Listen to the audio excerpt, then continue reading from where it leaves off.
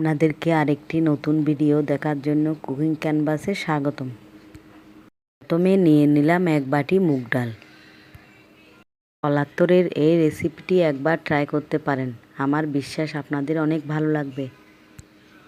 তাতে কড়াই বসিয়ে মুগ ডালগুলো ভেজে নিয়ে সেদ্ধ করতে বসিয়ে দিলাম। এরপর থোরগুলো কুচি কুচি করে কেটে হলুদ পানিতে ভিজিয়ে রাখলাম। পানিতে ভিজিয়ে রাখলে কলার থোরগুলো কালো হবে না, রান্নাটাও অনেক সুন্দর হবে। থোরগুলো হাত দিয়ে কষলে ভালো করে ধুয়ে নিলাম। যখন ডালগুলো সেদ্ধ হয়ে যাবে এবং টকবক করে ফুটতে থাকবে, তখন কাটা থোরগুলো ডালের উপর দিয়ে দিলাম। তখন আরেকটি কড়াইতে তেল গরম করে বেশ কিছুটা পরিমাণ রসুন কুচি ভেজে নিলাম।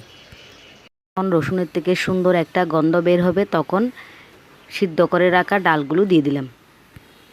ডালগুলো দিয়ে বেশ কিছুক্ষণ নেড়েচেড়ে ফুটিয়ে নিলাম।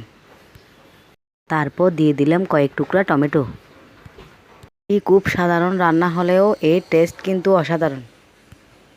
পাতরে কিন্তু রয়েছে প্রচুর পরিমাণে আয়রন।